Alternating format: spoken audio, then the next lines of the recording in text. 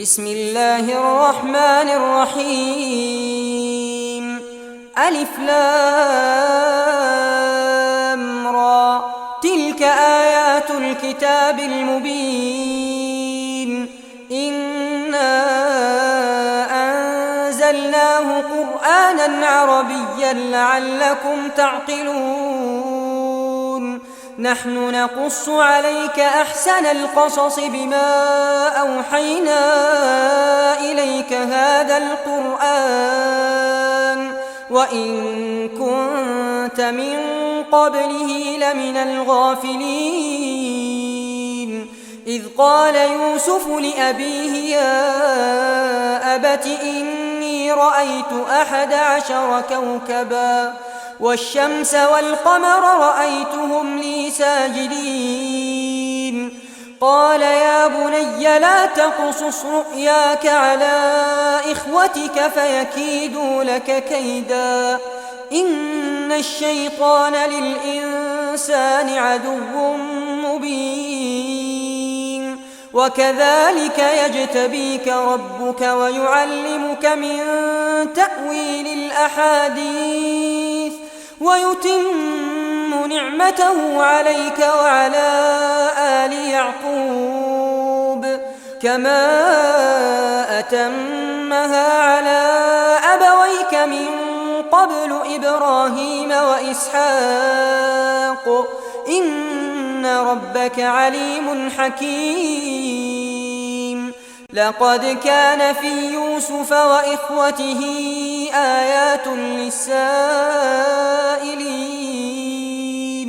إذ قالوا ليوسف وأخوه أحب إلى أبينا منا ونحن عصبة إن أبانا لفي ضلال مبين اقتلوا يوسف أو اطرحوه أرضا يخل لكم وجه أبيكم وتكونوا من بعده قوما صالحين قال قائل منهم لا تقتلوا يوسف وألقوه في غيابة الجب يلتقطه بعض السيارة إن كنتم فاعلين قالوا يا أبانا ما لك لا تأمنا على يوسف وإنا له لناصحون أرسله معنا غدا يرتع ويلعب وإنا له لحافظون قال إني ليحزنني أن تذهبوا به وأخاف أن يأكله الذئب وأنتم عنه غافلون قالوا لئن أكله الذئب ونحن عصبة إنا إذا لخاسرون فلما ذهبوا به وأجمعوا أن يجعلوه في غيابة الجب وأوحينا إليه لتنبئنهم بأمرهم هذا وهم لا يشعرون وجاءوا أباهم عشاء يبكون قالوا يا أبانا إنا ذهبنا نستبق وتركنا يوسف عند متاعنا فأكله الذئب وما أنت بمؤمن لنا ولو كنا صادقين وجاءوا على قميصه بدم كذب قال بل سولت لكم أنفسكم أمرا فصبر جميل والله المستعان على ما تصفون وجاءت سيارة فأرسلوا واردهم فأدلى دلوه قال يا بشرى هذا غلام وأسروه بضاعة والله عليم بما يعملون وشروه بثمن بخس دراهم معدودة وكانوا فيه من الزاهدين. وقال الذي اشتراه من مصر لامرأته أكرمي مثواه عسى أن ينفعنا أو نتخذه ولدا.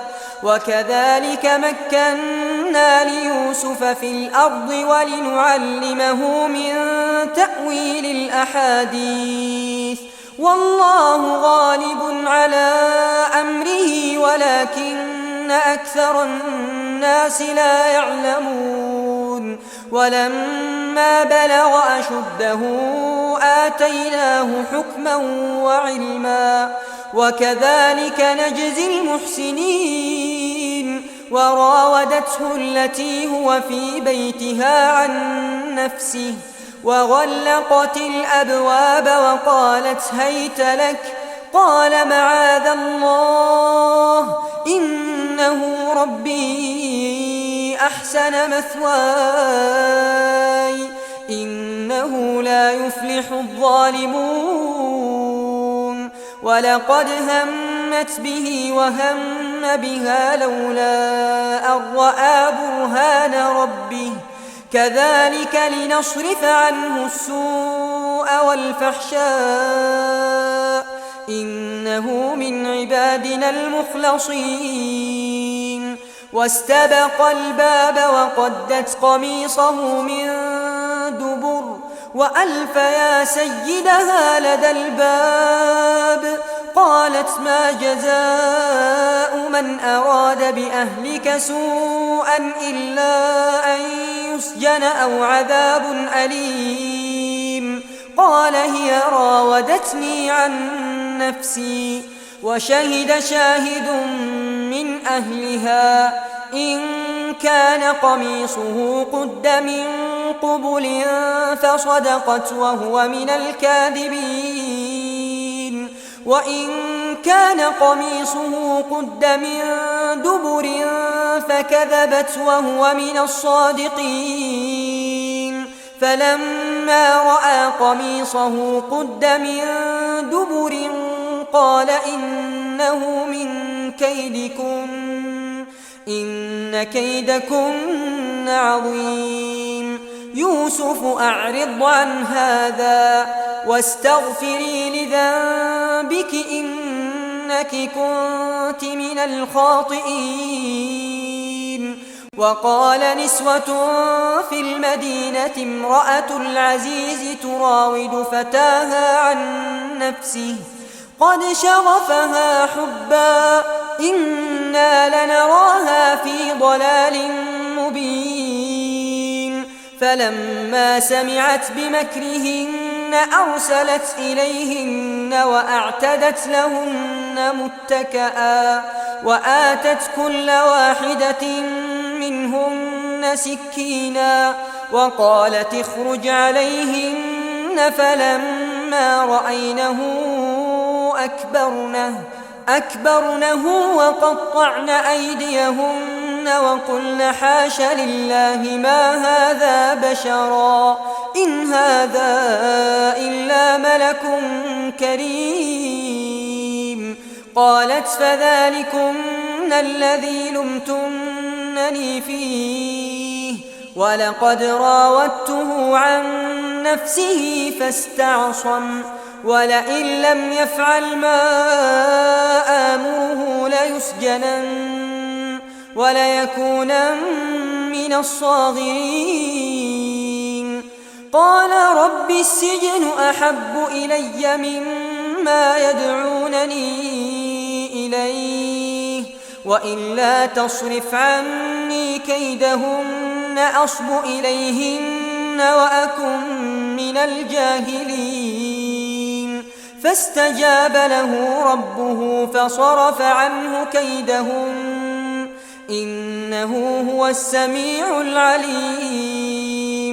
ثم بدا لهم من بعد ما رأوا الآيات ليسجننه حتى حين. ودخل معه السجن فتيان قال أحدهما إني أراني أعصر خمرا وقال الآخر إني أراني أحمل فوق رأسي خبزا تأكل الطير منه نبئنا بتأويله إنا نراك من المحسنين قال لا يأتيكما طعام ترزقانه إلا نبأتكما بتأويله قبل أن يأتيكما ذلكما مما علمني ربي إني تركت ملة قوم لا يؤمنون بالله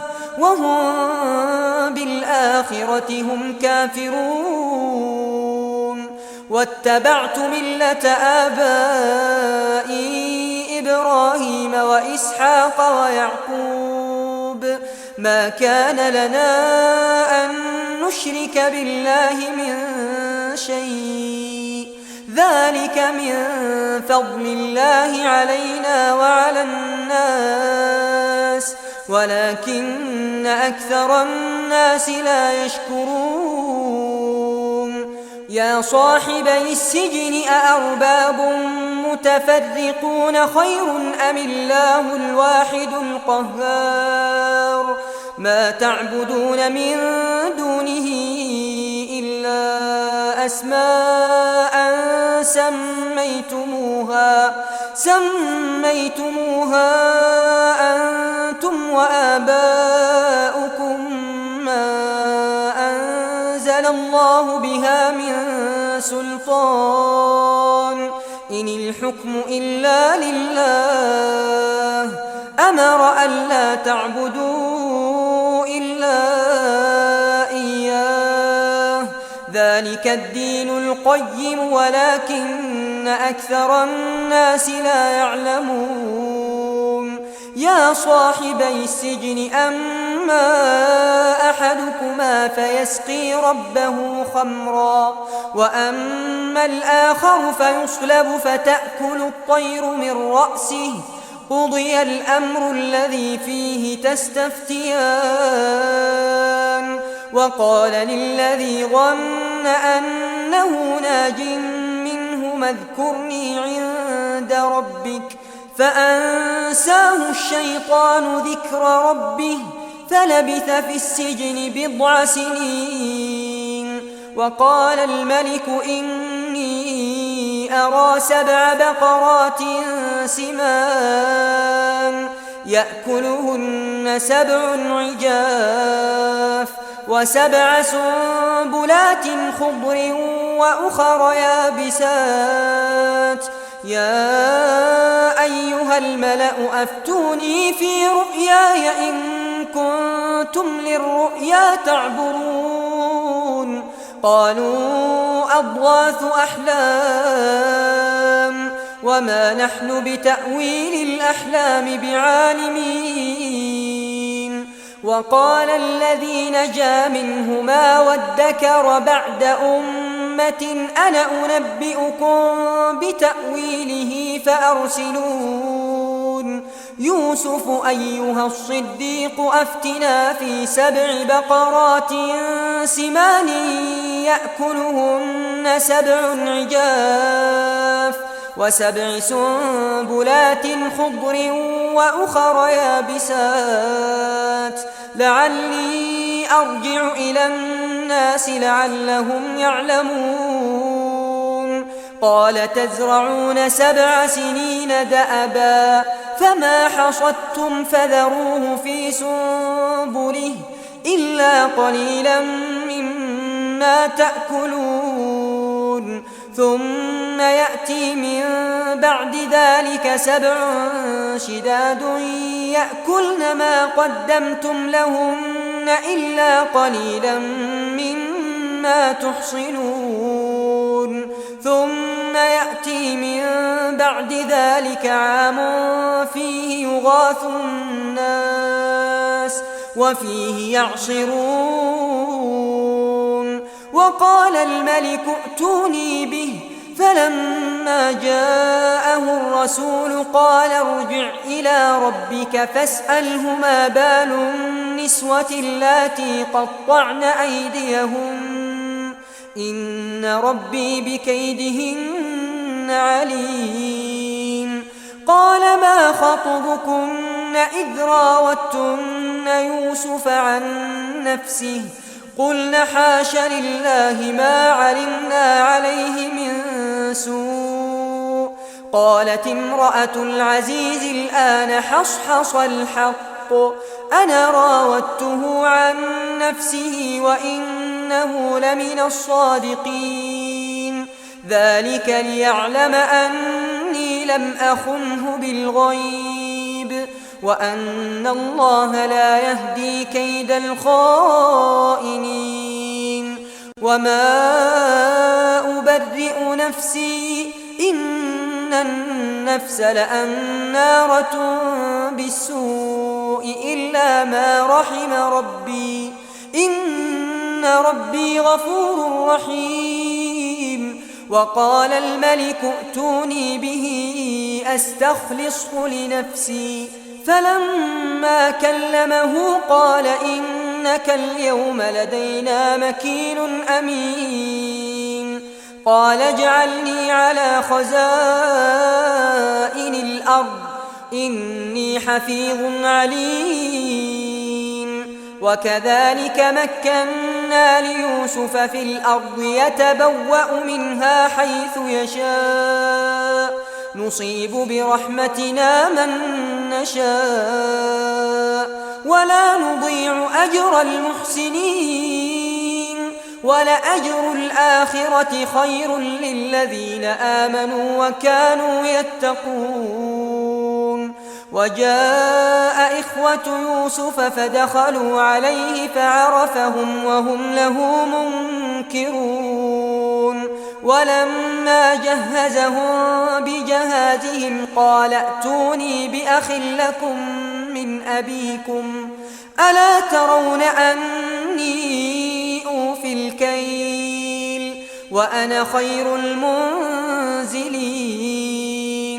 فإن لم تأتوني به فلا كيل لكم عندي ولا تقربون. قالوا سنراود عنه أباه وإنا لفاعلون. وقال لفتيانه اجعلوا بضاعتهم في رحالهم لعلهم يعرفونها إذا انقلبوا إلى أهلهم لعلهم يرجعون. فلما رجعوا إلى أبيهم قالوا يا أبانا منع منا الكيل فأرسل معنا أخانا نكتل وإنا له لحافظون. قال هل آمنكم عليه إلا كما أمنتكم على أخيه من قبل فالله خير حافظا وهو أرحم الراحمين. ولما فتحوا متاعهم وجدوا بضاعتهم ردت إليهم قالوا يا أبانا ما نبغي هذه بضاعتنا ردت إلينا ونمير أهلنا ونحفظ أخانا ونزداد كيل بعير ذلك كيل يسير. قال لن أرسله معكم حتى تؤتون موثقا من الله لتأتونني به إلا أن يحاط بكم. فلما آتوه موثقهم قال الله على ما نقول وكيل. وقال يا بني لا تدخلوا من باب واحد وادخلوا من أبواب متفرقة وما أغني عنكم من الله من شيء إن الحكم إلا لله عليه توكلت وعليه فليتوكل المتوكلون ولما دخلوا من حيث أمرهم أبوهم ما كان يغني عنهم من الله من شيء إلا حاجة في نفس يعقوب قضاها وإنه لذو علم لما علمناه ولكن أكثر الناس لا يعلمون ولما دخلوا على يوسف آوى إليه أخاه قال إني أنا أخوك فلا تبتئس بما كانوا يعملون فلما جهزهم بجهازهم جعل السقاية في رحل أخيه ثم أذن مؤذن أيتها العير إنكم لسارقون قالوا وأقبلوا عليهم ماذا تفقدون قالوا نفقد صواع الملك ولمن جاء به حمل بعير وأنا به زعيم قالوا تالله لقد علمتم ما جئنا لنفسد في الأرض وما كنا سارقين قالوا فما جزاؤه إن كنتم كاذبين قالوا جزاؤه من وجد في رحله فهو جزاؤه كذلك نجزي الظالمين فبدأ بأوعيتهم قبل وعاء أخيه ثم استخرجها من وعاء أخيه كذلك كدنا ليوسف ما كان ليأخذ أخاه في دين الملك إلا أن يشاء الله نرفع درجات من نشاء وفوق كل ذي علم عليم قالوا إن يسرق فقد سرق أخ له من قبل فأسرها يوسف في نفسه ولم يبدها لهم قال أنتم شر مكانا والله أعلم بما تصفون قالوا يا أيها العزيز إن له أبا شيخا كبيرا فخذ أحدنا مكانه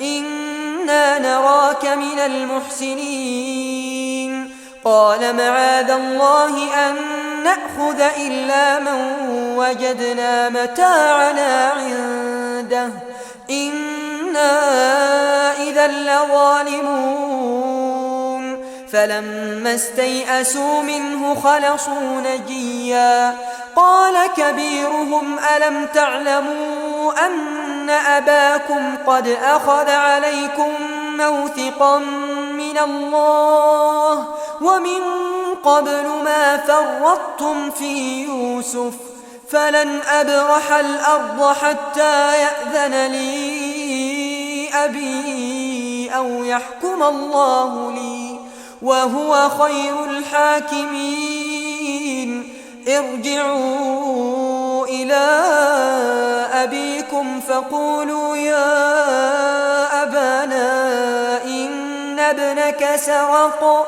وما شهدنا إلا بما علمنا وما كنا للغيب حافظين واسأل القرية التي كنا فيها والعير التي أقبلنا فيها وإنا لصادقون قال بل سولت لكم أنفسكم أمرا فصبر جميل عسى الله أن يأتيني بهم جميعا إنه هو العليم الحكيم وتولى عنهم وقال يا أسفا على يوسف وابيضت عيناه من الحزن فهو كظيم. قالوا تالله تفتأ تذكر يوسف حتى تكون حرضا أو تكون من الهالكين. قال إنما أشكو بثي وحزني إلى الله وأعلم من الله ما لا تعلمون. يا بني اذهبوا فتحسسوا من يوسف وأخيه ولا تيأسوا من روح الله إنه لا ييأس من روح الله إلا القوم الكافرون.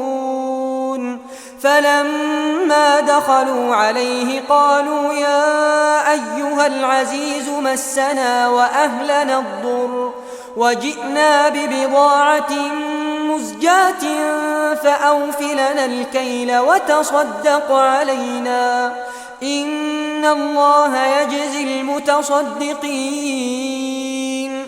قال هل علمتم ما فعلتم بيوسف وأخيه إذ أنتم جاهلون؟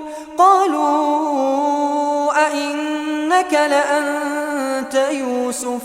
قال أنا يوسف وهذا أخي قد من الله علينا إنه من يتق ويصبر فإن الله لا يضيع أجر المحسنين.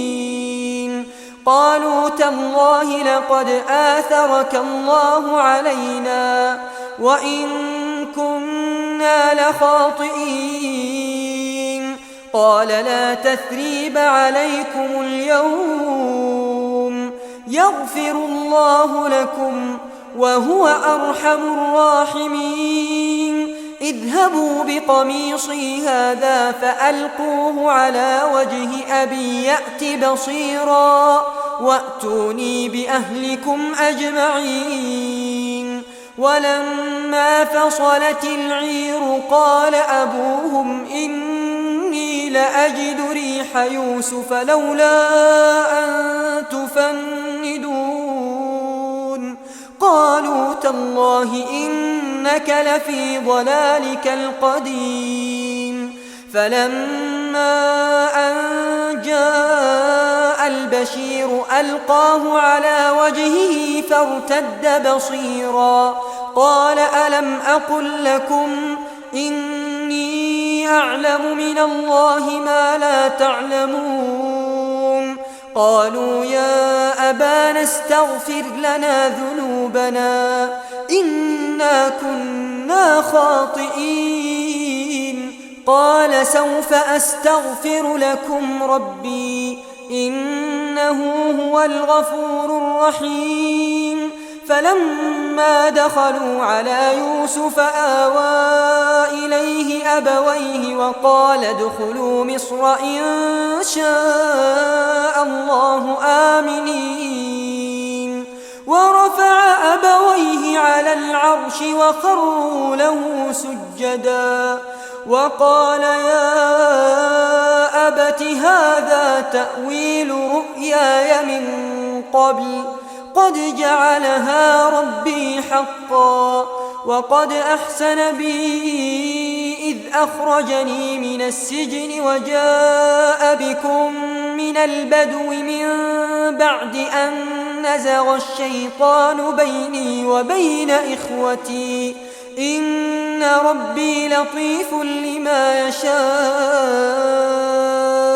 إنه هو العليم الحكيم. رب قد آتيتني من الملك وعلمتني من تأويل الأحاديث فاطر السماوات والأرض أنت وليي في الدنيا والآخرة توفني مسلما وألحقني بالصالحين. ذلك من أنباء الغيب نوحيه إليك وما كنت لديهم إذ أجمعوا أمرهم وهم يمكرون وما أكثر الناس ولو حرصت بمؤمنين وما تسألهم عليه من أجر إن هو إلا ذكر للعالمين وكأي من آية في السماوات والأرض يمرون عليها وهم عنها معرضون وما يؤمن أكثرهم بالله إلا وهم مشركون أفأمنوا أن تأتيهم غاشية من عذاب الله أو تأتيهم الساعة بغتة وهم لا يشعرون